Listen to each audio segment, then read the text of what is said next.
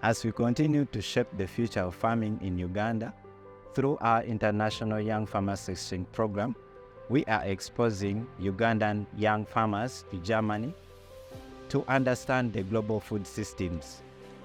We are happy to receive the 11 Ugandans who had traveled to Germany for the past 3 months, and here are some of their key experiences they have had in Germany.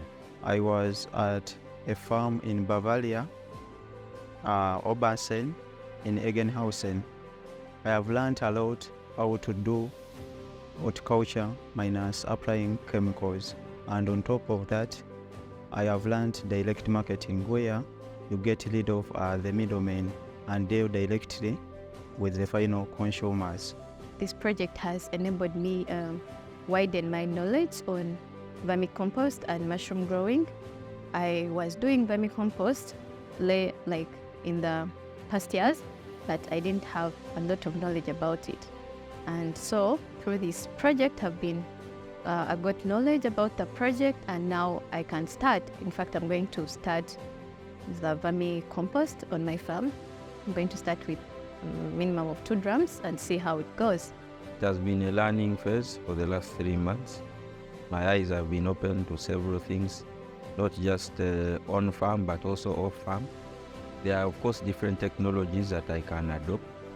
I just need to scale it down. So I'm doing my homework on the different agro input suppliers here, both also of equipment and also the basic necessities to run a mixed farm. So I am doing that homework alongside also implementing some of the changes that I've seen or have deemed fit from my learning in Germany, especially on some of the farm structures, the feeding of the animals. I realize I haven't really been giving it so much attention, feeding like how we typical Ugandans feed our animals. But I realize for a greater productivity, you need to zero down on the best feeding, even the animals, the best breed of animals in the best health condition, and then the rest you handle as you move along. The farm that I was in, they say, they call it Zulavi. They have their own members. They have like 220 members for the Zulavi. So each and every Tuesday, people from the community come and harvest the vegetables, and they pay my host farmer monthly. Sometimes people call it CSA, and CSA in full is community support agriculture.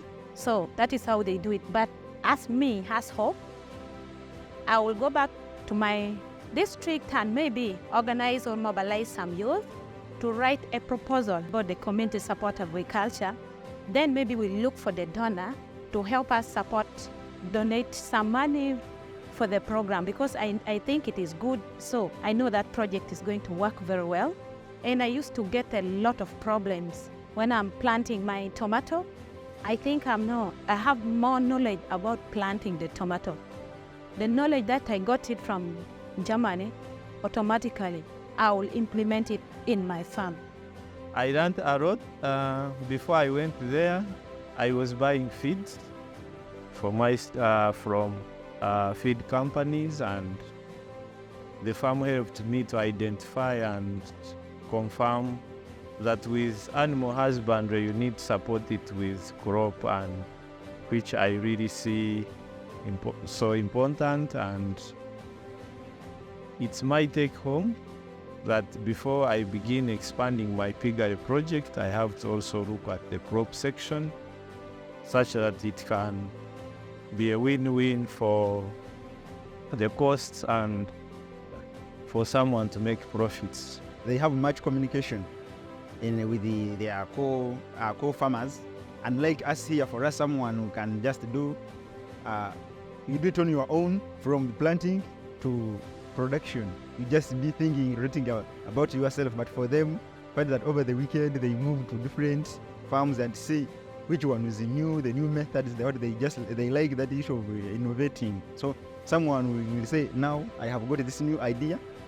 I start with the one I knew, then I put in partly this one and see how it will be.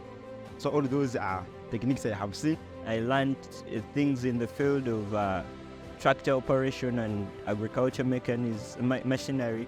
I've also learned greenhouse management. I've learned vegetable management, post-harvest handling, whereby all these have been put into place so that an organic farmer can sell or earn from what they get.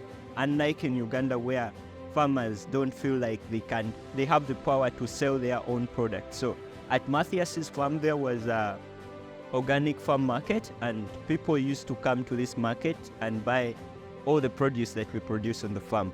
And this was a very big eye-opener for me.